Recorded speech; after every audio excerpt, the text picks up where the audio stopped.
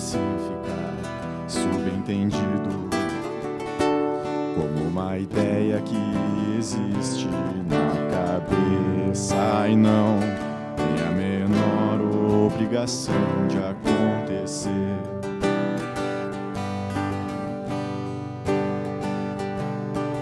Eu acho tão bonito isso de ser abstrato, baby. A beleza é mesmo tão fugaz. É uma ideia que existe na cabeça e não tem a menor pretensão de convencer. Pode até parecer fraqueza, pois que seja a fraqueza, então a alegria que me dá, isso vai sem eu dizer.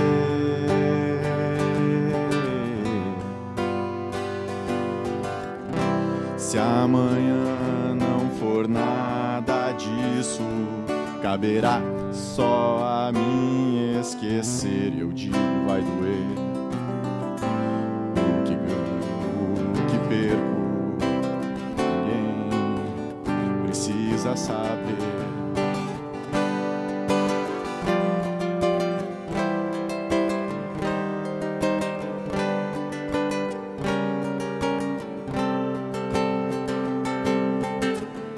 Vamos de novo então? Eu gosto tanto de você que até prefiro esconder. Deixo assim ficar subentendido uma ideia que existe na cabeça e não tem a menor obrigação de acontecer. Eu acho tão bonito isso de ser abstrato, baby. A beleza é mesmo tão fugaz.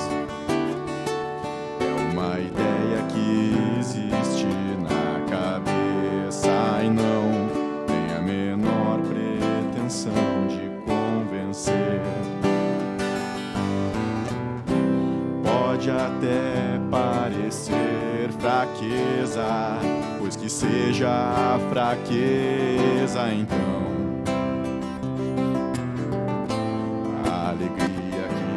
dá, isso vai sem eu dizer.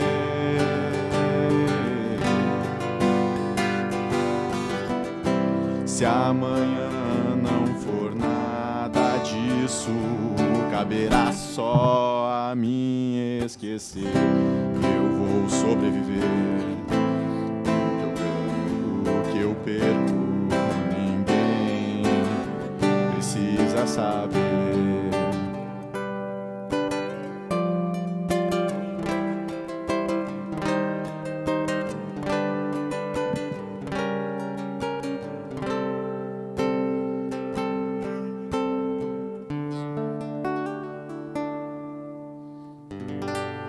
Começamos então mais um programa H20 Legal, com a presença espetacular então do Rafael Veiga, meu sempre professor de violão.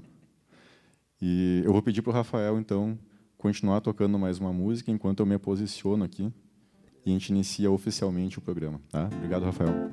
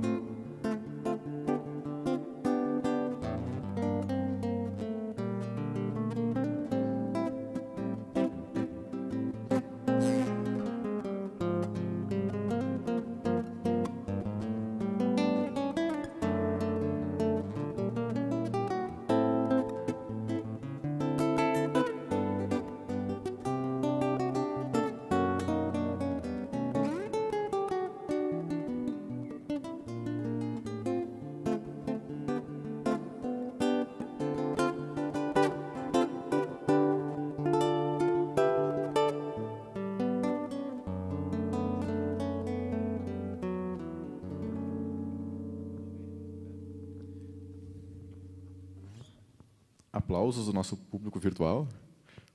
Fiquei em dúvida aqui se fundamental é mesmo o amor ou se era um berimbau que estava tocando aí. Depois a gente descobre. Bom, começamos o nosso programa H20 Legal, recebendo hoje o meu amigo, advogado, professor, jogador de futebol, diz que ensaia violão também, Rafael, Roger de Castro. Bom,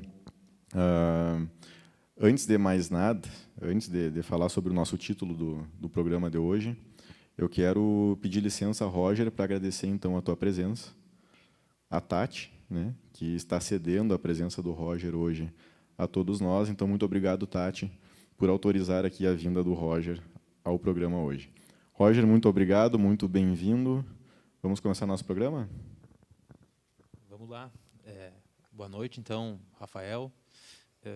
Eu agradeço o convite, a oportunidade de estar aqui, de estar conversando contigo, trocando algumas ideias contigo, aí, com nossos telespectadores, né? Espero que a gente aí possa fazer um programa bastante interessante, que traga aí algumas questões que deixem os telespectadores reflexivos. Bom, eu vou ler. Normalmente eu não leio o título do programa, mas eu vou ler porque o nosso tema de hoje está grande o nome. E tem umas palavras difíceis aqui, então eu vou pedir licença para ler. Nosso tema hoje é hermenêutica. O que é hermenêutica? Hermenêutica e decisão judicial. Os rumos do processo penal diante dos discursos maniqueístas potencializados na sociedade em rede. Os rumos do processo penal diante dos discursos maniqueístas potencializados na sociedade em rede. O que será que vai falar sobre isso hoje? As decisões judiciais, o processo judicial, o andamento do processo judicial, ele tem alguma influência, ou tu acha que as redes sociais, as manifestações em redes sociais, e a gente está vivendo hoje um dia, 24 horas, de bastante manifestação judicial sobre um caso de estupro culposo, foi isso, pelo menos foi esse o nome que foi atribuído pelas redes sociais. E aí a gente está embebecido assim nesse ambiente de falar tanto em rede social, pelo menos eu acho que, vou chutar aqui, mas mais de 90% das pessoas que eu conheço, de ontem para hoje, postaram alguma coisa em rede social, e pessoas que são do mundo jurídico e pessoas que não são, né? Falando sobre esse caso dessa decisão específica. Tu acha que, e tem alguma coisa a ver com isso, as redes sociais têm influenciado o andamento do processo, os rumos do processo penal? Creio eu, Rafael, que sim, né? A gente percebe que a nossa sociedade hoje, a exemplo do que aconteceu com essa decisão de ontem, a gente vive numa sociedade que é conectada, né? É uma sociedade que a gente diz que é uma sociedade em rede, uma sociedade sem barreiras, porque a gente vive muito através da internet, né? E na internet a gente não encontra nenhum tipo de barreira. E dentro da internet, dentro desta nova sociedade, a gente tem vivido aí com várias pessoas julgando outras pessoas, por vezes sem o mínimo conhecimento de causa sobre aquilo que ela está falando na sociedade em rede, então na internet, né? E por vezes eu entendo que o juiz de direito ele, de certa forma, até se contamina com algumas pressões que advêm aí dessa sociedade em rede, né? E leva essa pressão, leva essa pressão popular, né? Leva essa pressão popular para dentro da sua decisão. E aí ele acaba contaminando, digamos assim, o direito, e eu falo especialmente hoje aqui, direito processual penal, com alguns elementos que estão fora do processo e que não deveriam fazer parte do processo, né?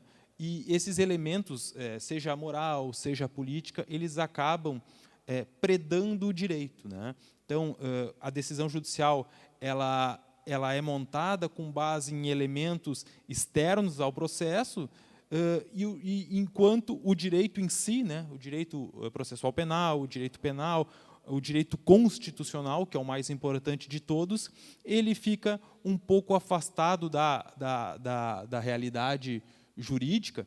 E isso, claro, eu estou pensando alguns casos específicos que a gente pode notar isso, Evidente que não são casos minoritários, né? Mas se a gente analisar aí uns casos de grande repercussão, a gente vê que algumas decisões, quando tomadas com base no direito, elas deixam de agradar um público, ou elas agradam um público, mas elas não atentam ao direito como um todo.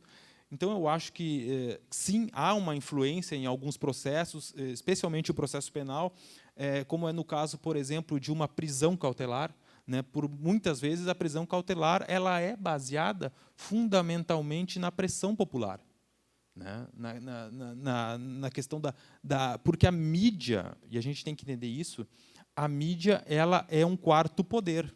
Né? Hoje, o que a mídia expõe, né, na internet, ela tem muito poder para levar o público, né, para um lado ou para outro.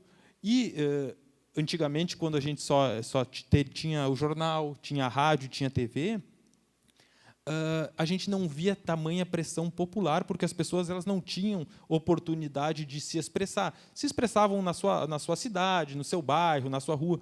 Mas hoje, com a internet, essa pressão popular ela é exercida de uma maneira muito mais fácil. Né?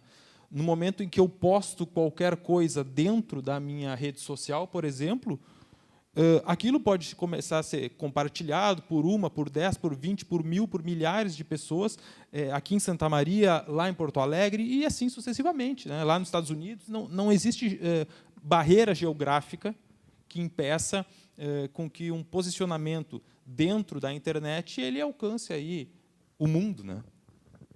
E quais são os rumos, então, do processo penal a partir dessa possibilidade, eu acho, de todas as pessoas terem um pouco de voz, e a gente vê alguns grupos se organizando, né? Vamos pensar assim, grupos de pessoas que sempre foram consideradas mais vulneráveis e que, de certa forma, tinham seus direitos invisibilizados, assim, menos tutelados, embora a lei seja igual para todos, de alguma forma era diminuído assim o direito daquelas pessoas.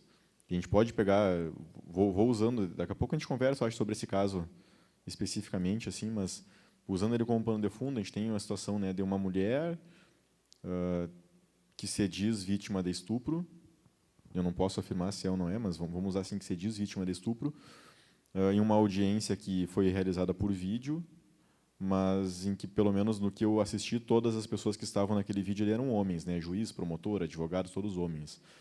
Então, a gente tem uma mulher historicamente mais vulnerável nessa sociedade que a gente pode considerar machista, em um ambiente que só tem homens inquirindo ela, conduzindo um processo.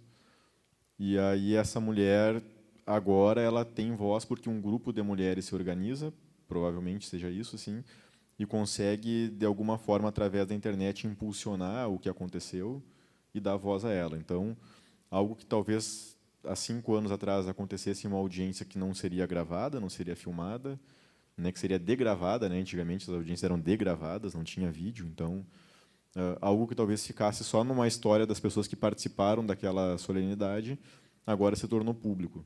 E se torna público porque a rede, essa sociedade em rede, permite que essas pessoas em diferentes lugares, mas que compartilham o mesmo sentimento, possam se unir e ter voz, né? Quais são os rumos do processo penal nessas perspectivas?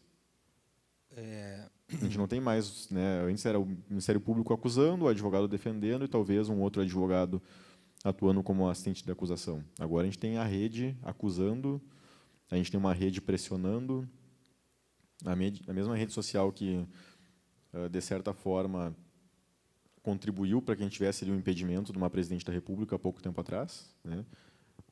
É uma rede social que hoje pede anulação dessa sentença, anulação da própria audiência. Tu acha que a rede social, que esse movimento social tem força ou tem espaço no processo penal para anular uma sentença? Essa é a grande questão, né, Rafael? O que acontece? O que eu vejo hoje é essa influência externa dentro do processo, ela vem com bastante força, mas o correto, os caminhos, né, do processo penal, eles deveriam ser o único, né, com base no direito, com base na Constituição. Eu sei que, para quem não é da área do direito, e até para alguns da área, é complicado haver essa separação, por vezes, entre direito, entre a moral, entre a política, entre os costumes, né? Mas o direito, quando ele é criado, a moral ela é um braço do direito, né? Quando o direito é criado, ele já é criado com base numa moral. Então, a gente tem que ter muito cuidado para que o processo penal ele continue o caminho democrático que ele sempre teve e que busca ter. Porque este é o caminho democrático, é o caminho constitucional dele. A gente tem que lembrar que, por vezes, a Constituição ela é um remédio para as minorias, né? Porque ela defende hoje algum lado em que é um número menor do que o outro, né? Por exemplo, hoje, alguns estão... vamos numa questão política, por exemplo. Há uma polarização muito grande no nosso país, né? Ou tu é da esquerda ou tu é da direita. Isso que está sendo, de certa forma, determinado por algumas pessoas, né? Essa polarização, esse maniqueísmo, ou é o cidadão de bem ou é o cidadão de mal. Esses dois lados, né? Isso que é o maniqueísmo. Mas o mundo não é isso, né? Não é porque eu sou de direita, eu não sou de direita que eu sou de esquerda, ou não é porque eu sou de esquerda que eu vou ser de direita. Dentro do processo penal, a gente tem que pensar e fundamentar a decisão processual penal dentro exclusivamente da Constituição, das leis e dos princípios constitucionais. Sob pena de, dependendo do juiz que está sentenciando, que está tomando uma decisão, ele decidir conforme a consciência dele. E isso, no direito, é um grande erro. Essa decisão, conforme a consciência do magistrado, é uma decisão totalmente errada. O direito não pode ser aquilo que o magistrado acha que ele é. O direito não é aquilo que a sociedade, que os internautas acham que ele é, né? O direito ele está fundamentalmente baseado numa questão de historicidade, né? O direito ele é integralidade, ele é historicidade. A gente tem que olhar para trás, ver como foi feito o direito para aplicar esse direito. Claro que, e aqui falando agora desse caso de ontem, que teve dessa sentença, desse estupro culposo, que foi uma expressão cunhada aí pelo Intercept, né? As pessoas saíram atirando pedras, enfim, tomando posição, tomando lado. Primeiro, é uma questão muito complicada da gente falar, né? Porque ali eu tenho que analisar 3 aspectos, ao menos. Primeira coisa que a gente tem que eu tenho que fazer um alerta: eu não conheço o processo, eu não posso dizer se foi uma sentença justa, foi uma sentença injusta. Vamos pegar pela situação da audiência, né? Aquela audiência que aconteceu, que foi disponibilizada pelo Intercept, alguns trechos da audiência. Alguns trechos da audiência, né? Aquela audiência, a postura do advogado de defesa, totalmente errada, né? O advogado de defesa fala coisas ali que não cabe a ele falar, ele agride, né, com palavras a vítima. A vítima estava, a suposta vítima, né? A gente tem que falar suposta porque a gente não tem certeza, não quero acusar ninguém. A suposta vítima estava sendo vítima novamente ali, se for o caso, daquele advogado que estava agredindo ela de certa forma. E aí o magistrado e o Ministério Público, mas principalmente o magistrado, que é o responsável por presidir uma audiência criminal, ele deveria ter tomado partido e ter pedido ordem, né? mais respeito, ordem, né? Para que não houvesse aquela agressão. Então, esse é o primeiro aspecto. Essa questão da audiência eu não discuto, não tem como a gente pensar diferente, a gente querer defender o advogado, não existe defesa para aquilo ali. Não existe. Aquilo é um machismo implícito, porque, como tu mesmo disse, era juiz homem, promotor homem, né, advogado homem, e ali somente ela, né, no papel de vítima, sendo execrada pelo advogado de defesa. Então, quanto à audiência, quanto àquela questão, não existe alguma posição possível de ser favorável ou não ao advogado. É claro que assim são trechos da audiência. Pode ser que antes daquele momento tenha acontecido algum outro fato na audiência, assim, mais caloroso, que tenha ocorrido alguma discussão entre eles. É possível, sim. Mas, ainda assim, isso não justifica aquela conduta que não Exato. Aquela conduta do advogado é injustificável, né? As palavras que ele usou, enfim, aquilo não pode ser usado, não numa audiência, numa solenidade, não pode ser usado em lugar nenhum, na verdade, né? Mas, especialmente numa audiência criminal, aquilo ali foi um absurdo jurídico, uma pena que a gente vê isso acontecendo, e já alerto que isso não aconteceu pela primeira vez, né? Isso comumente acontece.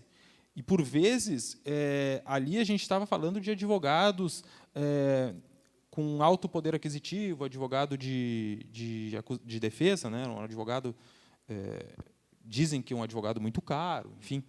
O próprio réu era um réu que tem um poder econômico grande.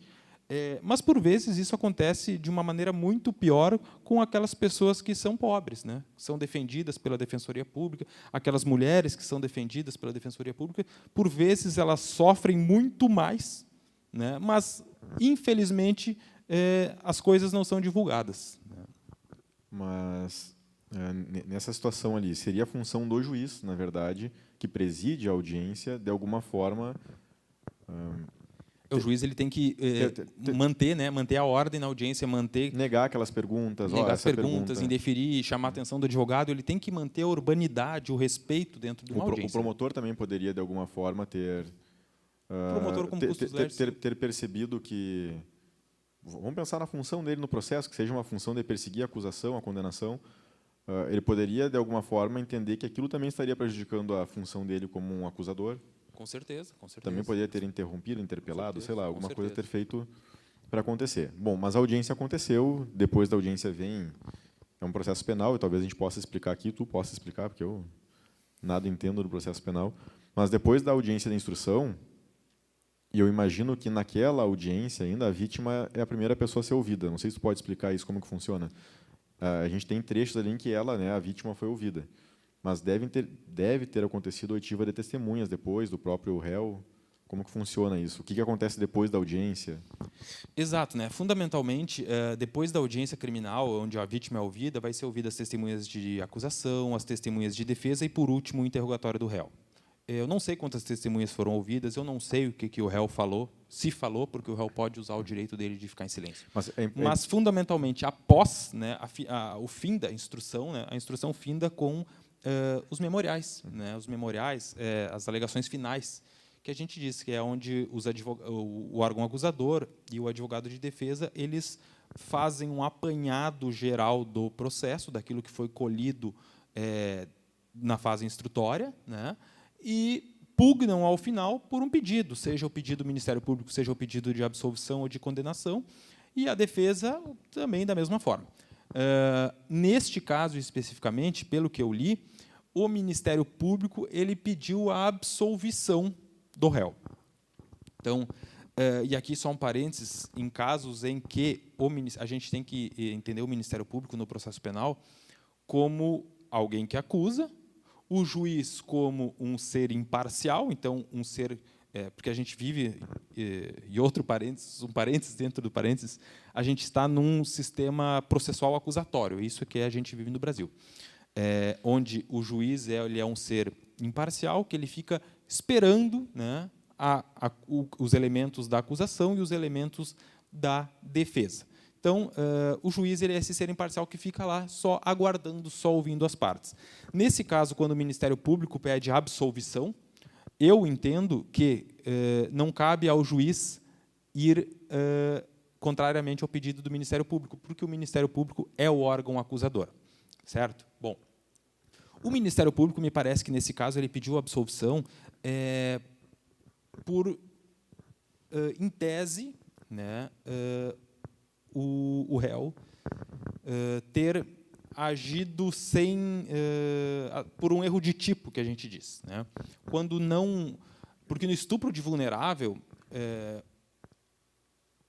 o réu ele tem que ter, existe o estupro de vulnerável de pessoas menores de 14 anos, né? De pessoas que tenham alguma deficiência mental e por pessoas que não possam oferecer resistência. É o caso dessa menina, que ela alegou que ela não poderia oferecer resistência naquele momento, que ela não lembrava do que aconteceu. Mas o Ministério Público ele disse que o réu não era capaz de visualizar, na data do ocorrido, que a vítima não poderia oferecer resistência. O réu estava diante de uma situação que não era verídica, e isso a gente dá no direito penal, né, a erro de tipo. Né? Vou fazendo perguntas. Tá? Vai, vamos lá. Bom, vamos ver. Assim, a ideia, pelo que eu entendi, na denúncia, então, o fato aconteceu, supostamente aconteceu o fato, a vítima foi até a delegacia, na delegacia ela noticiou o que aconteceu. Na delegacia há uma investigação preliminar, através de um inquérito, no qual o delegado ou a delegada de polícia vai fazer um indiciamento ou não, ou seja, vou tentar ser assim não técnico, mas o delegado ele vai opinar se ele acha que aquilo aconteceu ou que não aconteceu, quando ele indicia ou não indicia. E daí ele já coloca lá qual seria o crime que foi praticado e qual é o artigo na lei, lá no Código Penal, que está escrito esse crime. Isso vai para o fórum, chega no promotor e o promotor denuncia ou não denuncia. E essa denúncia, que é o início do processo penal, também tem que estar bem descrita descrito qual foi o fato, qual é o artigo, quando que aconteceu, o horário. A denúncia tem que ser bem certa para que o réu possa se defender. Alguma coisa assim. Exato. Correto. Pelo que eu entendi dessa história, desse fato, desse caso, a denúncia foi por estupro de vulnerável. E aí seria estupro de vulnerável, como tu disse, quando a pessoa é menor de 14 anos, é isso? Isso, menor de 14 anos. Então, menor de 14 anos, ou tem alguma deficiência que não leva ao discernimento, alguma coisa assim. Isso. Né? Uma pessoa interditada, por exemplo. Ou se, naquele momento, sei lá, estava muito bêbada, a pessoa usou algum tipo de droga, voluntária ou involuntariamente, se por alguma razão ela não tinha como, naquele momento, manifestar a vontade ou saber o que estava acontecendo. Resistência, né? Isso, tá. Então, ele foi denunciado por isso. Exato. Pelo que eu entendi, o Ministério Público concluiu que, se a denúncia era por estupro de vulnerável, qualquer ato que ele tenha praticado com ela foi sem o consentimento dela, portanto seria estupro, porque ela não sabia o que estava acontecendo, ela não tinha como oferecer resistência. Mas daí você chegou à conclusão de que ele não sabia disso. Alguma coisa assim. Isso. E que, como ele não sabia que ela tinha ingerido alguma droga, alguma coisa que tirava dela o discernimento, haveria o erro de tipo. Exato. Porque, embora ela não pudesse oferecer resistência, ele não sabia disso. É mais ou menos isso? É mais ou menos isso. O erro de tipo é mais ou menos isso. Né? Claro, ele não tinha intenção porque ele não sabia. É isso? Ele não tinha como saber que ela não poderia oferecer resistência. Porque ela parecia bem. Isso, porque ela parecia bem. Na teoria do réu. Na teoria do réu, e aí foi visualizado isso com base no Ministério Público. Em vídeos, prova testemunhal. Vídeos, por exame toxicológico, enfim. Eu não vou entrar no mérito da... Porque tu não analisou o processo. Porque eu não posso, né? Me perguntam, mas a gente pode confiar nos peritos? Olha, creio eu que a gente possa. Né? A gente pode confiar nessas testemunhas? Vamos crer que sim. Tá. Né? Então, com base nisso, o Ministério Público disse que o réu não tinha capacidade de constatar que a vítima não poderia oferecer resistência. Né? O réu ele não tinha como saber que a vítima estava no estado que ela alegava estar. Eu não li o processo, então fica difícil também eu falar alguma coisa com certeza. Então, eu estou falando sobre coisas que eu fui lendo na internet do que teria acontecido. Pelo que eu entendi, na audiência da instrução, essa em que a vítima foi ouvida e que daí surgiram esses vídeos na internet, também foram ouvidas testemunhas. E que essas testemunhas disseram que, durante a festa, no momento em que teria ocorrido esse estupro, ouviram a vítima falando que não queria, manifestando resistência.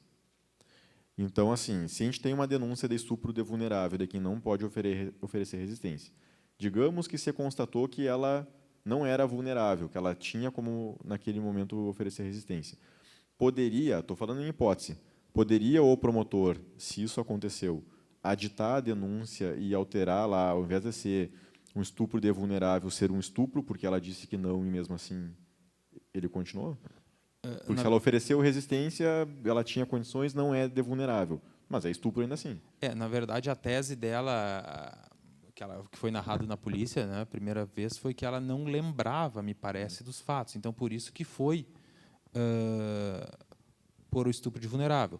Quando a gente fala no estupro, lá no artigo 213, o estupro é aquele crime em que a mulher ou o homem ele é coagido, né, seja através de ameaças, seja através de violência, a manter relação sexual, enfim, sofre com atos libidinosos, sofre com ato de relação sexual. Nesse caso, seria estupro se ela lembrasse, né, que ela ofereceu resistência, que ela não queria. Mas se as testemunhas estão testemunhando que ouviram ela oferecer resistência, não pode o promotor, nesse momento, o promotor ainda pode editar denúncia ou não? O promotor não tem mais nada que ele possa fazer, porque já passou a hora de fazer isso. O problema todo é que na versão da vítima, né, e o crime de estupro de vulnerável é um crime muito complicado, porque ele é um crime que comumente acontece entre 4 paredes. Então, quando a vítima conta uma versão, é complicado, porque daqui a um pouco o Ministério Público adita essa denúncia para um estupro, mas a vítima vai dizer que não lembra, né? Então, não se encaixa no crime de estupro.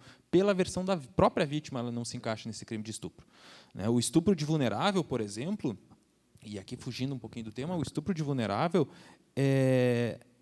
nem que a vítima diga sim, ele deixa de ser estupro de vulnerável. Por exemplo, a pessoa menor de 14 anos, se ela consentir com a relação sexual, ainda assim é estupro. Se ela mantiver relação sexual... Há um debate grande sobre isso, se é menor de 14, de 12 a 14 seria relativo, né? Mas, atualmente, o STJ tem entendido isso. A pessoa menor de 14 anos, mesmo que ela tenha consentido, que a família tenha consentido com aquela relação sexual, ali houve um crime de estupro de vulnerável. Então, é um crime muito complicado da gente julgar, né?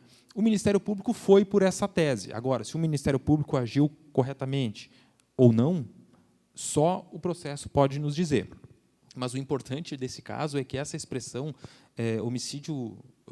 estupro de vulnerável, estupro culposo, né, ela não existe em momento algum na sentença. O juiz, que foi quem mais sofreu, né, com isso, ele, em momento algum, ele fala de estupro culposo. O juiz ele faz porque nas redes sociais tem sido atribuído ao juiz essa expressão, né? E, na verdade, o juiz ele absolve o réu por falta de provas, né?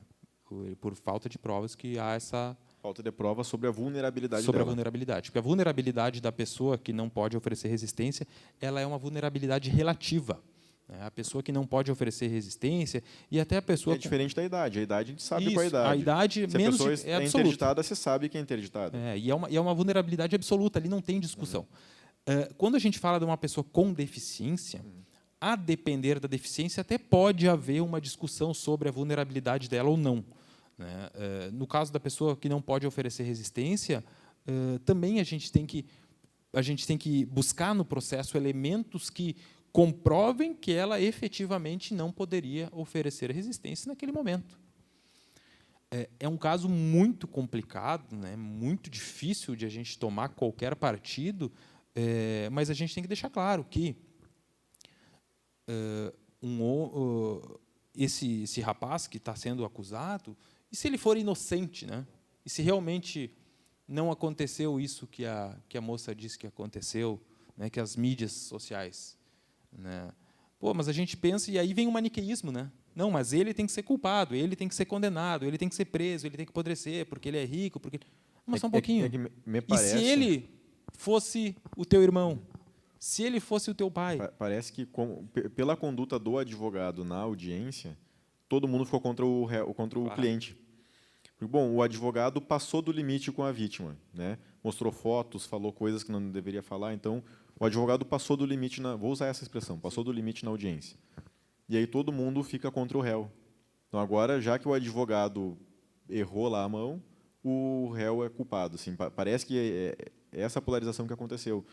A ideia de defender a vítima em relação ao que aconteceu na audiência não gera obrigatoriamente a obrigação de condenação do réu. É isso, mais ou menos? Exatamente. Eu sempre digo que a gente tem que se colocar no lugar do outro, né? Mas então tu te coloca no lugar da família da vítima. Eu me coloco no lugar da família da vítima. Se realmente ela foi vítima, isso é uma baita de uma injustiça e, graças a Deus, a gente tem o duplo grau de jurisdição. Nesse processo, vai haver um recurso de apelação, o tribunal vai analisar e, se tiver provas e elementos suficientes, ele vai ser condenado. Mas uma condenação com base em provas, em elementos suficientes, ok, está certo, porque é isso que o processo penal pede, é isso que é um processo penal democrático, é isso que é um processo penal acusatório, onde há provas suficientes para a gente condenar uma pessoa.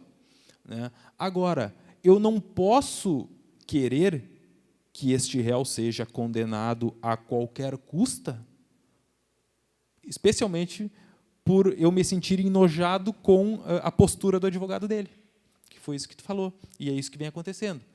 Ah, mas o réu era rico, mas aí a gente tem que se colocar no lugar dele. Né? Pô, e se fosse comigo? E se fosse com um conhecido meu? Eu ia querer isso? Né? Por vezes, a gente está cometendo uma injustiça com ele. Né? A gente não sabe, nem eu nem tu, a gente não viu o processo, então é complicado tomar partido, mas a gente tem que ter muito cuidado com isso. Existe um caso muito famoso que me parece que aconteceu em São Paulo, que é o caso da escola base. O caso da escola base, em linhas gerais, os donos de uma escola infantil, eles foram acusados, lá na época, por maltratar crianças, por, acho que, abuso das crianças. Né? E teve um inquérito policial. O inquérito policial ele serve exatamente para colher elementos, né, de prova. Não é prova, são elementos. E, durante esse inquérito, esses donos da escola, que são pessoas que têm uma família, né, que têm filhos, eles foram apedrejados. Né? Houve ameaça de morte, houve 1 milhão de coisas. Quando, na verdade, este inquérito não houve nem indiciamento, porque não houve prova de nada daquilo que vinha sendo divulgado, o que fez que as pessoas tomassem aquele ódio grande. Né? Então, a gente tem que ter muito cuidado com isso. Outro caso que eu lembrei agora, eu não sei se tu vai recordar teve um caso aqui no Rio Grande do Sul de um bruxo, que acharam umas crianças, aqui foi na região de Porto Alegre, que um delegado disse que tinha informação, até prenderam o tal do bruxo, como ele era conhecido. E aquilo aí foi um estardalhaço. Depois, esse bruxo foi preso, ficou por um tempo preso preventivamente, e depois, lá no final, foi constatado que não tinha nada a ver aquela versão que o delegado tinha contado. Que o delegado tinha tido uma informação. Era uma coisa muito nebulosa, muito estranha. Mas, naquele caso especificamente, e esse tema da nossa conversa hoje é um tema da minha dissertação, eu pesquisei aquele caso. Os impactos daquele caso nas redes sociais foram muito grandes. Eu jogava, por exemplo... Esse do bruxo? Do bruxo. Ele fazia rituais com as crianças? Ele fazia o ritual. Ele era acusado de ter feito o ritual satânico. Faz o quê? 2, 3 anos isso? 2, 3 anos. Não faz tanto tempo, Não né? faz muito tempo. E quando uma empresa de comunicação aqui do Rio Grande do Sul divulgou isso, eu li os comentários sobre a reportagem. Nossa, tem que matar, tem que tripudiar, tem que arrancar a cabeça, tem que torturar. E o sujeito, no final de contas, era inocente. Então, a gente tem que ter muito cuidado, né? Porque daqui a um pouco essa injustiça ou essa justiça que a gente quer para o outro, daqui a um pouco ela pode... Até porque a rede social ela potencializa achismos, né? Com certeza. Essa história da fake news que a gente fala aí, a gente pega esses achismos, a opinião particular de cada um sobre um fato mal contado, né? Telefone sem fio, acaba virando verdade e vai potencializando. Eu lembro, de certa forma, assim, é bem vago assim, a minha memória, mas eu lembro disso, dessa história do bruxo. Mas, com certeza, ele e a família dele não esqueceram isso. Para nós, fica numa recordação muito vaga, e quem está nos assistindo deve lembrar, olha, realmente aconteceu, eu acho que aconteceu. É o que eu sempre digo, né, Rafael? A absolvição, né, ou a falta de uma denúncia, de um processo penal, ela dificilmente vende o jornal como vende uma condenação. Uma condenação, uma imputação de um crime, ela vende. A notícia ela vende, ela se espalha de uma maneira muito maior, ela é potencializada muito mais que qualquer absolvição. Né? Só a gente olhar, só a gente acompanhar. Vamos pensar no caso, no próprio juiz Sérgio Moro. Né? O juiz Sérgio Moro, há pouco tempo, ele era um herói nacional. o país era dividido entre quem gostava do Moro e quem não gostava do Moro. Agora é teu colega advogado. Agora, meu colega advogado Moro. Mas lá, quando ele era juiz, as pessoas que eram... Não, se tu vê, só fazendo janelas, né? Era juiz, virou herói, agora é advogado. Ele só cresceu na vida nesses últimos anos. Só cresceu na vida. Se advogar no crime, vai crescer mais ainda. E aí, vamos lá. E aí, o Moro ele era um herói para alguns e um anti-herói para outros. Né? Se a gente pegar aí a capa de uma revista, eu me lembro da capa da revista Veja, em que o Moro aparecia com luvas de boxe contra o Lula. Ali já é um erro. Né? O juiz ele nunca pode ser um herói. Quando o juiz ele veste a fantasia de herói, ele já começa errando. Né? Porque aí significa que ele... E o Moro, de certa forma, me parece que ele gostava de ser herói, né? De ser quem ele era. E aí já tinha um erro. Mas daqui a um pouco o Moro, que era aquele cara que todo mundo, vamos dizer assim, vamos fazer um maniqueísmo, vamos fazer uma grenalização do Moro. Todo mundo gostava do Moro, quem era da direita. Não gostava o pessoal da esquerda, né? O pessoal, as pessoas que tinham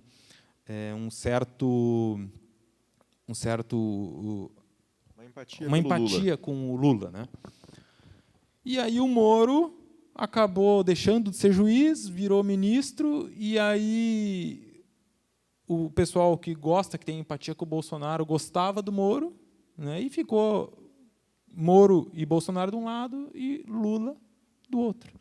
E aí aconteceu tudo o que aconteceu, e hoje o Moro, que era um herói, ele consegue ser odiado pela esquerda e consegue ser odiado pelo pessoal que apoia o Bolsonaro.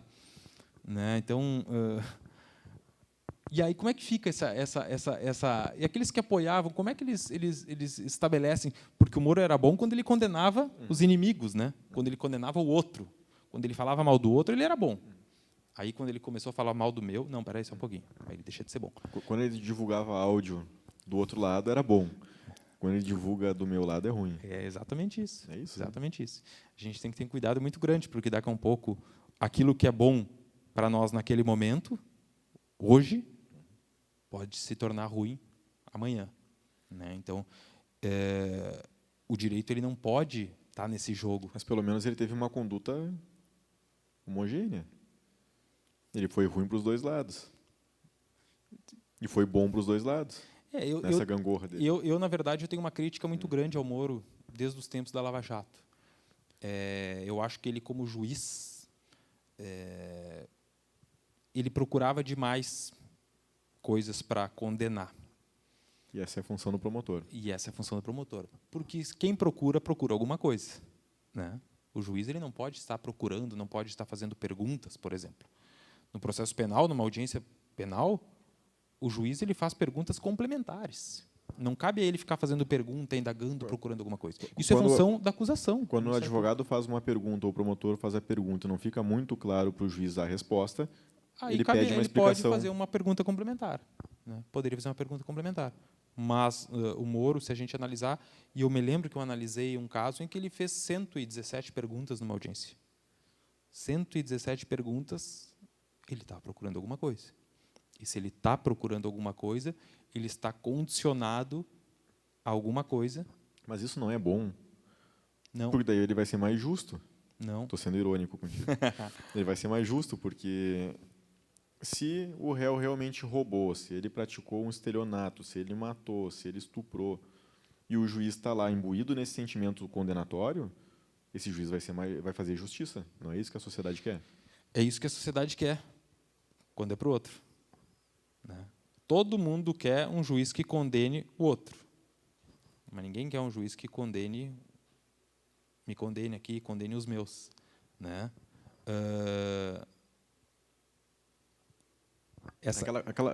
Eu já vi muito assim da pessoa falar assim, eu saí da audiência e eu senti que o juiz estava contra mim. Tu nunca ouviu isso? Existe, claro. Isso é normal. O que acontece? O juiz, num sistema acusatório, ele não pode pender para nenhum lado. A gente diz que o juiz, que ele busca procurar alguma coisa, que ele busca alguma resposta, ele está tomando um partido. Se ele busca alguma coisa. Ok. Mas se buscar alguma coisa, isso é função exclusiva da acusação. O juiz ele tem que ser um ser imparcial. Né? Eu não estou pedindo neutralidade para o juiz, porque eu acho que o juiz ele tem os seus pensamentos, tem seus ideais. Eu estou pedindo imparcialidade para ele no momento de julgar. Né? O juiz que ele começa a buscar coisas dentro de um processo, ele está com o que a gente diz uma pré-compreensão. Naquele caso, ele já compreende que o Rafael cometeu aquele crime. Eu sei, eu vi nas redes, eu vi através do jornal, eu vi na TV que o Rafael cometeu aquele crime. E ele começa a buscar para comprovar que o Rafael cometeu aquele crime. Então, esta pré-concepção do juiz, esse pré-conceito do juiz, não pode existir dentro do processo penal. O promotor, de certa forma, até deve gostar dessa dobradinha, porque o juiz ajuda ele. Mas é chato, né? Porque se o juiz está investigando, é porque o promotor está fazendo mal o trabalho dele. Em tese, sim. Em tese, sim. Né? Se o promotor fizer as perguntas, o juiz não precisa fazer. Exato. Na Lava Jato, a gente viu que o promotor e o juiz eles jogavam no mesmo time, né? Jogavam junto. Havia uma conversa, enfim. Isso que eu falo sem tomar qualquer partido. Né? Porque daqui a um pouco ele é a favor do PT. Não tem nada disso. Eu estou analisando o direito como um todo. Né? O direito em si. O direito processual penal. Ponto. Quer abrir o voto para nós? Não? Tá difícil. Bom, nessa ideia dos processos, estava falando de casos assim de repercussão. Eu lembrei de 2 casos. O primeiro ali de Santa Catarina, em que o reitor se suicidou. Não sei se tu lembra dessa história. Mas, se não me falha a memória, também teve o próprio delegado não indiciou. Acho que não teve nem indiciamento. Não teve um suicídio. Não teve indiciamento, não teve denúncia, não teve nada. E é uma repercussão... Talvez quase ninguém que está nos assistindo lembre dessa história. Ou saiba do que se trata essa história. Para a gente ver o quanto a repercussão disso é muito pequena na nossa vida. Mas na vida dele e da família dele é irreparável, né? Na vida dele, que não existe mais, se suicidou. Então, e a família, né? Como que fica, assim, filhos, esposa, não sei. É um caso que teve uma repercussão bem significativa e justamente pela... Né, me parece que o suicídio dele é motivado pela repercussão negativa que tinha a imagem dele. Né? Um professor que chega no topo da sua carreira, que, né, se torna reitor de uma universidade reconhecida, e daqui a pouco está sendo preso, investigado, foi preso, né? Ele chegou a ser preso. Então, está na capa do jornal, está nas redes sociais. E eu acho que um outro caso também que tem... Estou só defendendo o réu hoje. O caso do Neymar, né? O caso do Neymar também é um caso de estupro, em que inicialmente se criou uma ideia de que ele era o estuprador, de que ele... A verdade real só ele e a suposta vítima sabem, né? Nós nunca vamos saber. Mas também é um caso em que não teve nem indiciamento. Não teve, foi arquivado. É um caso que cai nas redes sociais e eu acho que o caso do Neymar ele mostra bem assim a força da rede social. Porque no início todos contra Neymar, estupro não, né? Ele pagou para ela ir para lá, levou ela para lá, estuprou, ela não queria e tudo mais. E aí depois inverte, quando começa a surgir provas de que não aconteceu, de que era mentira dela, de que ela forjou, ou supostamente forjou, não sei. Ela troca várias vezes de advogado, que é um direito dela trocar várias vezes de advogado, mas isso já foi usado contra ela também. Se ela trocou várias vezes de advogado é porque é mentira, nem o advogado não acredita nela. E aí a própria rede social vai lá, inverte e coloca o Neymar como sendo um bonzinho, vítima, e aí coloca ela como sendo, né, a pior pessoa do mundo aí. Pela mídia, pela rede social, né, há uma construção nesse sentido. A rede social é muito perigosa, né? Exatamente por isso. Eu digo que a mídia, a rede social, ela acaba com a vida de qualquer um. Né? E, por vezes, a mídia, como um quarto poder, ela toma certas atitudes que são, eu entendo como erradas, né?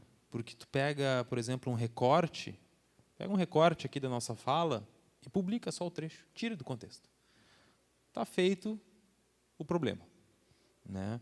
E isso, com certeza, vai ser amplamente divulgado quando desfavorável, e aí, quando a gente conseguir comprovar que foi retirado do contexto, que não era bem aquilo, que a gente foi absolvido pelaquela imputação, poucas pessoas vão tomar conhecimento dessa absolvição.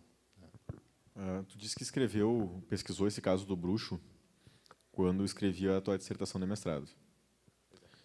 E conta para nós um pouco assim do que tu conseguiu pesquisar na dissertação. A dissertação foi sobre essa questão da hermenêutica no processo. Em que momento tu escreve isso? Por que surge esse teu interesse nessa pesquisa? Tem a ver um pouco com isso, assim, do que estava acontecendo? Sim, Lava Jato? na verdade tem muito a ver. Eu me inspirei especialmente no que acontecia na Lava Jato, né? E quando eu digo que a rede social, essa pressão da sociedade em rede, enfim, ela adentra no processo penal, se eu estou dizendo isso, eu preciso, no mínimo, alguma comprovação. Né? Os discursos de ódio contra o réu, contra ele, esse maniqueísmo é claro e evidente. Qualquer notícia que a gente poste na rede social hoje, que fale de política, que fale de um crime, até mesmo de futebol, a gente vai ter dois lados. Aqui no Rio Grande do Sul, a gente tem dois lados no futebol. Né? Então, vai existir sempre nós e eles. No caso do crime, o bem, o cidadão de bem, e o mal. Né? Então, eu precisava demonstrar isso. E aí fica muito fácil quando eu pego, por exemplo, as reportagens do bruxo. Né? No caso do bruxo, em que havia comentários ali que não tem nem como referir o que estava escrito de tão baixos, né, aqueles comentários. Eu pego o caso em que o sujeito foi preso com base nisso. Né? Tu vê como as pessoas são um pouco irracionais, porque nós, pessoas, somos irracionais. Porque, nesse caso do bruxo, os comentários que surgem sobre ele são comentários assim que remotam assim, a muito tempo atrás. Né? O Vigiar e Punir, lá do Foucault. E vamos cortar a cabeça dele e botar fogo no meio da praça, coisas assim. Né? Tipo, ele é bruxo, vamos tratar ele como um bruxo. Assim, uma coisa muito... Exatamente. Vamos queimar ele. A gente pega, por exemplo, qualquer crime que é noticiado, em que há passeata, há carreata, essas passeatas, essas carreatas, elas chegam, de certa forma, no judiciário, quando não deveriam chegar. Eu cheguei a ver numa decisão de uma prisão preventiva, em que o juiz era um juiz plantonista, em que um juiz ele recebe um preso em flagrante pelo crime de tráfico de drogas, e ele escreve na decisão dele, convertendo, né, transformando essa prisão em flagrante numa prisão preventiva, que com aquele juiz não teria aquela história de que a polícia prende e o juiz solta. Com ele, não. Com ele não ia ter aquela história. E por isso, né, porque a sociedade ela sofre com o tráfico de drogas, enfim, ele prendeu o réu preventivamente. O fundamento dele não existe, passa longe do direito. O fundamento dele está baseado em questões morais, em questões sociais, em questões econômicas, enfim. Mas só um pouquinho. E o direito? Né? Eu quero o direito. Eu quero que o direito prevaleça dentro das decisões processuais penais. É só isso que eu quero. E eu me preocupo muito com o rumo que os processos penais estão tendo. Né?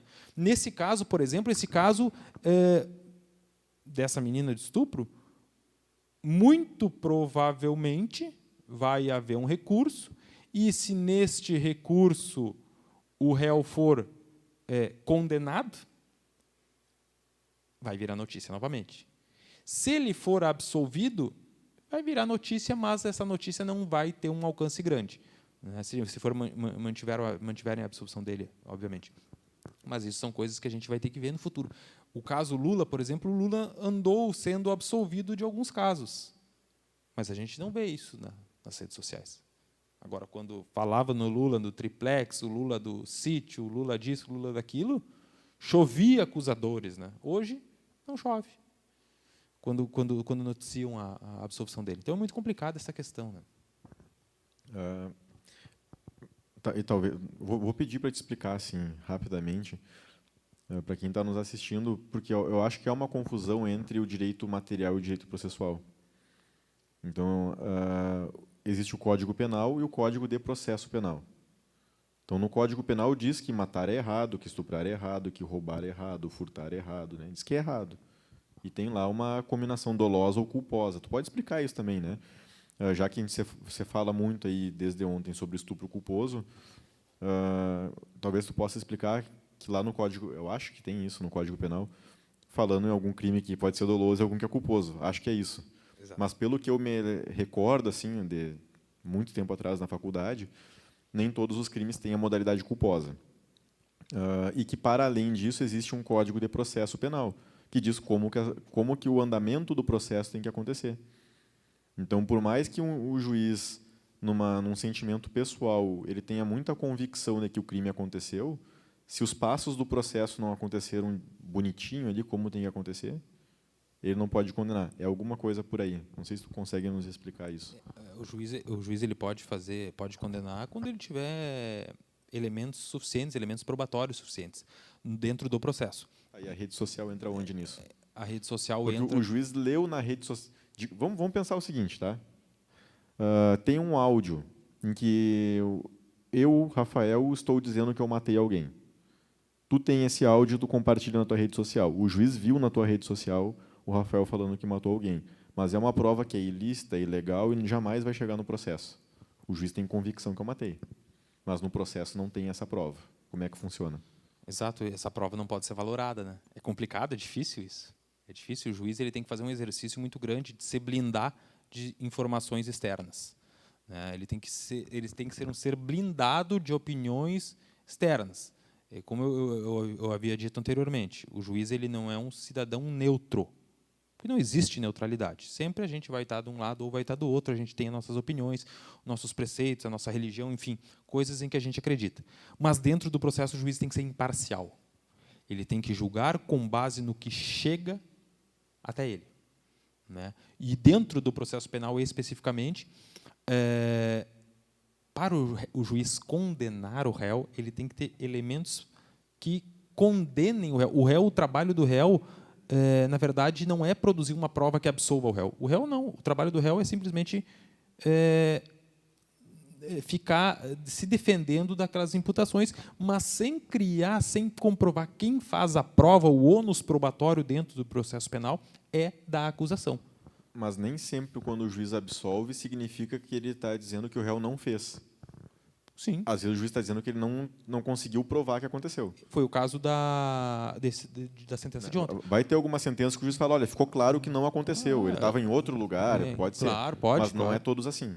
O juiz ele utiliza o princípio ontem na sentença do indúbio pro réu. Ou seja, o juiz ele ficou em dúvida de que o réu realmente fez ou não.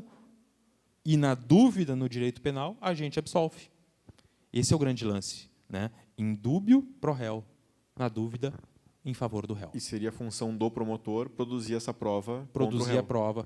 Pode ser que o promotor não tenha feito um bom trabalho, né? Quando o juiz absolve e o promotor tem convicção, significa que o promotor não tenha feito pode não ter feito um bom trabalho. Pode ser que pela clandestinidade em que acontece esses crimes de estupro, ele também não tivesse como produzir a prova. Exato, exato. O crime de estupro é uma prova, é o que eu disse antes, né? É um crime que é comumente praticado entre quatro paredes. É complicadíssimo de fazer prova. A palavra da vítima vale muito, né? Ela tem um peso maior. Por exemplo, mas nesse caso a vítima não lembrava do que aconteceu. Não lembrava, exatamente.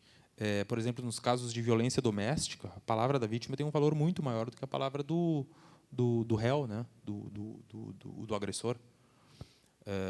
Mas o caso do Neymar é isso também. Exato. Porque do Neymar aconteceu clandestinamente num quarto de hotel, em que a vítima ela fez algumas imagens, ela filmou alguma coisa, mas é clandestino, na verdade, só os dois sabem o que aconteceu ali.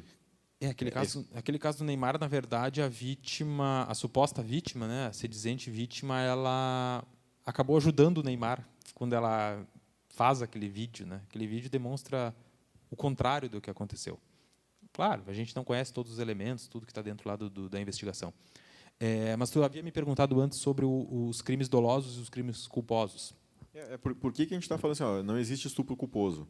Porque o estupro, a pessoa sempre tem vontade de estuprar. Sim. Acho que é essa a ideia. Ninguém estupra sem ter a intenção de estuprar. Acho que é por aí. Evidente, claro. E aí o Código Penal, quando diz que estuprar é errado, ele fala que estuprar é errado sempre com intenção. Ele não prevê uma possibilidade de estuprar sem intenção. Foi isso que eu entendi, pelo menos. Como é que funciona? Deixa eu explicar para o pessoal que está em casa. O crime doloso ele é um crime em que há a intenção de ser praticado. Tá? Então, quando o sujeito ele pratica aquela conduta, ele tem a intenção, ele tem o dolo. Né? E o crime culposo é aquele crime que é praticado através de negligência, imprudência ou imperícia. Só que dentro do direito penal, a gente tem o princípio da legalidade. Então, só vai ser crime aquilo que está dentro da nossa lei previsto como crime. Isso é o princípio da reserva legal também. Né? Então, para uma conduta ser crime, tem que estar prevista na lei aquela conduta como crime. Né? Pega o 121, matar alguém, o estupro, o 213. E ali tem as condutas previstas. E o crime culposo ele tem que ter uma previsão legal. Por exemplo, existe um homicídio... Nem todos são culposos. Nem todos. Porque tu não pode cometer o crime culposamente, né? Negligência, imprudência. Por exemplo, existe um homicídio culposo. Existe uma lesão corporal culposa. Agora, não existe um roubo culposo. Não existe um estupro culposo. Certo? Então, tem que ter aquela previsão legal. E esta previsão legal é com base no princípio da legalidade, com base no princípio da reserva legal, e isso é uma garantia. Né? É uma garantia, porque a gente pode fazer tudo aquilo que não está determinado dentro do Código Penal. Se aquela nossa conduta não está prevista dentro de um Código Penal, dentro de uma lei penal especial, enfim, aquela conduta não é uma conduta criminosa. Aquela conduta é um indiferente penal. E se é um indiferente penal, o direito penal exclui. Né? A gente não fala em direito penal. Então, o que muito nós, enquanto sociedade, falamos ou tratamos como injustiça, na verdade, é uma dificuldade de enquadramento daquela conduta da pessoa como crime. Exato. Às vezes, o delegado, o promotor, o juiz também, na hora de sentenciar, eles não conseguem enquadrar aquela conduta, que embora seja uma conduta errada, como sendo um crime lá na lei. Ou, na hora de enquadrar, tem dificuldade de saber em qual enquadrar. Vamos pensar numa apropriação indébita e um estelionato, por exemplo. Né? No estelionato, vai me corrigindo, porque eu não entendo nada disso aí, mas no estelionato, eu mais ou menos eu me utilizo de algum artifício para te enganar. Eu pego o que é teu, mas eu te engano para pegar o que é teu. Eu falo, Roger, olha para lá que está chegando o Papai Noel. Não está chegando o Papai Noel, eu pego alguma coisa assim. E na apropriação indébita, eu simplesmente pego. Acho que é mais ou menos isso. É um pouquinho diferente. Estou tentando assim, né, entender como que funciona. Só que é muito subjetivo isso. Algumas coisas são muito subjetivas. E aí o delegado, o promotor, os juízes vão ter dificuldade de enquadrar lá na denúncia ou no inquérito qual é o tipo, se foi apropriação indébita ou estelionato, por exemplo. Porque, às vezes, o detalhe que precisa acontecer para deixar de ser um crime e ser outro é muito pequeno. Muito pequeno, claro. E não está tão claro lá no início como que foi. A gente tem que analisar a circunstância toda do caso concreto, a subjetividade do réu. Né? O que o réu queria? Qual é que foi a intenção do réu? Né? Claro que isso é uma prova complicada de ser feita. Isso depende de uma instrução probatória muito grande. Né? Se a gente pegar, por exemplo, e aí a gente... vamos falar da figura do erro de tipo. Né? O erro de tipo, em si, é quando a pessoa ela está vivendo uma situação irreal. Há pouco tempo atrás, houve um crime em que 2 amigos foram caçar. Acho que foi no norte do país. Foram caçar. E um amigo... Um estava longe do outro, e aí um amigo viu uma movimentação, enfim, na mata, e atirou achando que fosse o animal. E, na verdade, era o amigo. Isso é uma situação típica de erro de tipo. Mas é subjetivo. Subjetivo. Porque só o próprio amigo que matou Claro, sabe se ele matou de propósito ou não. Claro, subjetividade total. Mas isso vai ter que ser colhido, elementos probatórios, né? Isso vai ter que ser colhidos. Eles tinham alguma intriga entre eles, uma rixa pessoal, já brigaram. Exato. Isso prescinde de prova, né? De instrução processual. Mas isso é um erro de tipo. Mas imagina que azar se eles tinham brigado e aí foram caçar para fazer as pazes. Tipo, os caras brigaram e não, vamos caçar, vamos passar um final de semana junto que a gente vai fazer as pazes. Vamos pescar junto. Aí seria uma emboscada, né? Aí poderia ser até um homicídio qualificado. Dá uma zebra. Não, o cara estava bem intencionado, foi pescar com o amigo porque queria realmente fazer as pazes com o amigo, foram pescar. E aí da zebra, ele disparou a arma sem querer, matou. E aí nesse tipo, como é que funciona, por exemplo, esse exemplo que a gente está dizendo do amigo que atirou que veio a matar outro amigo, né, sem intenção? Bom, a justificativa dele foi que eu não imaginei que fosse ele, mas sim que fosse o animal. Ok, mas aí a gente tem que analisar no caso concreto. Seria razoável, ele poderia evitar aquele crime? Olha, se ele tivesse tomado mais cuidado, né, ele poderia ter evitado. Bom, então a gente vai dizer que é um erro de tipo essencial evitável, e nesse caso ele vai responder por um homicídio culposo, né? Quando o erro de tipo for evitável, for possível evitar, o sujeito não responde pelo dolo, mas responde pela culpa. E quando o crime ocorrido foi um crime, uma conduta inevitável, ele não vai responder nem pelo crime doloso, nem pelo crime culposo. A grande questão é, para que ele responda por este crime culposo, tem que haver a previsão legal para aquela conduta culposa. Se não Porque houver a lei previsão diz legal, que existe o homicídio culposo. sim, a lei. Se só tivesse o homicídio doloso sempre com a intenção, e se ficar provado que ele não tinha intenção, ele tem que ser absolvido. Tem que ser absolvido. Que é o caso do estupro. Que é o caso do estupro. Nesse caso desses dois amigos caçadores, a gente vai ter que analisar, né, durante uma instrução processual, se era evitável ou inevitável. Se for evitável, ele vai responder por um homicídio culposo. Se for inevitável, ele não vai responder por nada, vai ser um indiferente penal. Uma situação complicada, né? É difícil, né? Isso. Na prática é muito complicado fazer essa prova, né? Por isso que a gente tem que valorizar o Ministério Público, a gente tem que valorizar o delegado, a gente tem que valorizar o juiz e, principalmente, o advogado. É uma questão muito de interpretação. A gente vai ter aí a possibilidade de delegados diferentes, em casos muito parecidos, decidirem também por um indiciamento diferente, que um promotor denuncie também por crimes diferentes em casos muito parecidos, porque é uma questão muito de percepção. Exato, com certeza. Claro que o indiciamento aqui, até fugindo do nosso tema, o indiciamento do delegado ele não vincula o Ministério Público, né? O não indiciamento também não vai vincular o Ministério Público. O delegado e o Ministério Público são coisas apartadas, né? Se o delegado indiciou ou não, o Ministério Público ele tem o poder de decidir se ele vai denunciar ou por um outro crime, enfim, o Ministério Público é autônomo nessa questão. Bom, vamos chegando ao fim do nosso programa. E antes de tu fazer as tuas considerações, acho que a gente vai acho que é óbvio o Rafael tocar mais um pouquinho para nós. Acho que ele vem tocar, né? Se a gente pedir para ele com carinho, eu acho que ele toca mais uma música para nós. E a gente desvenda se a música é sobre amor ou é capoeira. De repente agora a gente desvenda. Mas, Roger, quero, então, enquanto o Rafael se organiza, te agradecer. Agradecer pela tua vinda aqui hoje.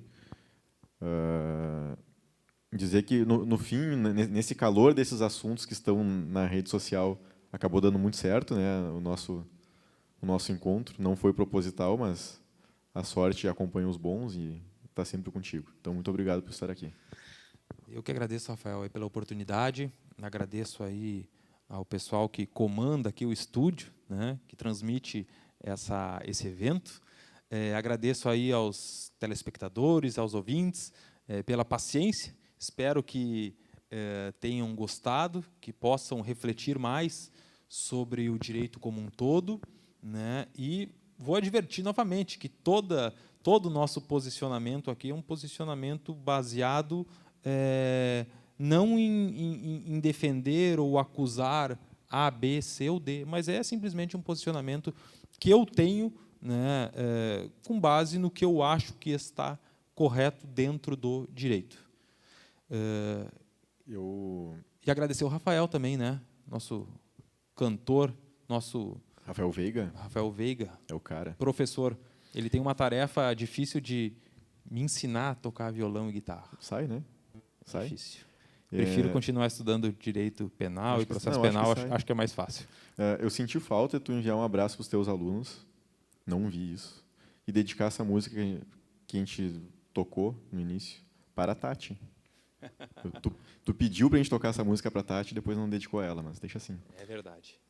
Então, obrigado, Roger. Estamos agora com Rafael. Rafael Veiga.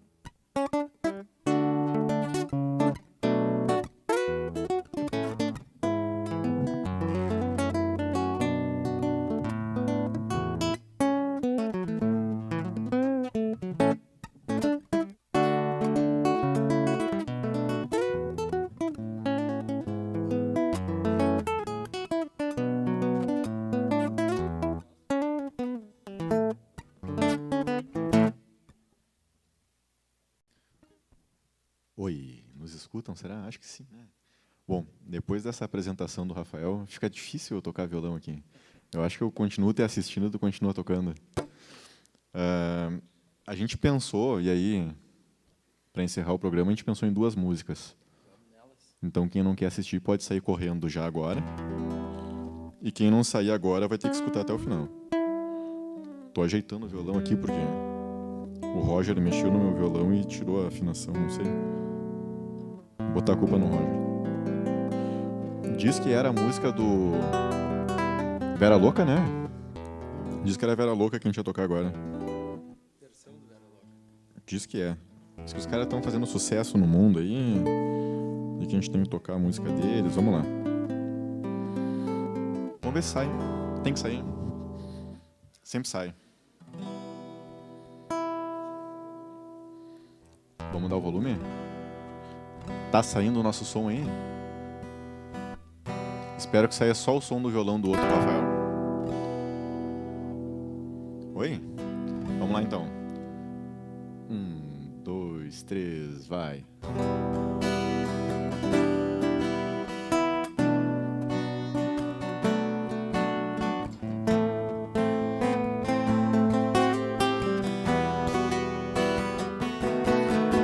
Querem me incomodar, tentam me ver gritar. Sou como uma pedra, palavras não me tocam. E dentro há um vulcão, pronto a estourar. Queria estar tranquilo, não aguento mais minha situação. Ando desolado, sem você do meu lado. Parece não ter fim essa desilusão. Quero tomar um vinho. Uou.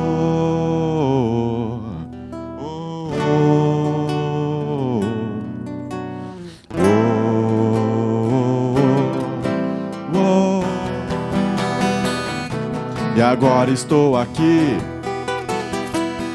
borracho e louco, e meu coração idiota ainda chora.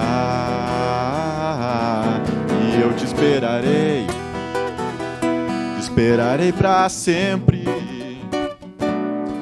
Baby, até hoje eu não sei por que você foi embora. Me incomodar, tentam me ver gritar. Sou como uma pedra, palavras não me tocam. E dentro há um vulcão, pronto a estourar. Quero tomar um vinho, eu não aguento mais minha situação. Ando desolado, sem você do meu lado. Parece não ter fim essa desilusão. Quero tomar um vinho. Uou.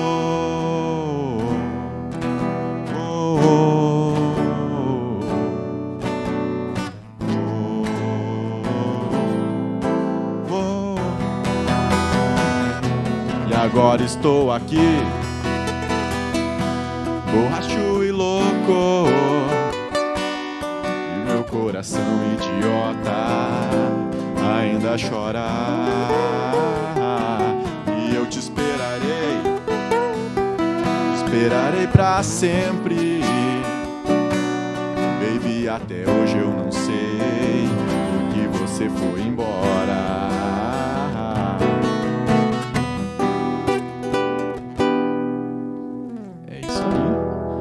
Mais um então? O Roger não cantou com nós. Tem que cantar junto. Não cantou, não bateu palma. Não sei. Vamos lá. Próxima é Capital Inicial? Isso. Isso? Isso aí. A sua maneira? Ela mesma. Aquela que era a música ligeira? Como é que é essa música, hein? Vamos lá. Vamos ver. A gente não combinou como é que a gente ia tocar essa música. Ainda não. Vamos fazer. Começa com aquela parte, ela dormiu, né? Então vamos lá. É isso? Então vamos embora. Ela dormiu no calor dos meus braços e eu acordei sem saber se era um sonho.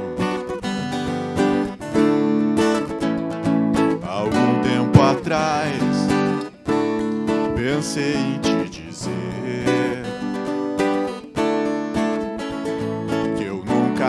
cair nas suas armadilhas de amor. Naquele amor, a sua maneira, perdendo meu tempo a noite inteira. Não mandarei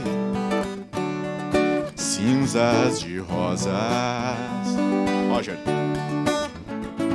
nem penso em contar os nossos segredos.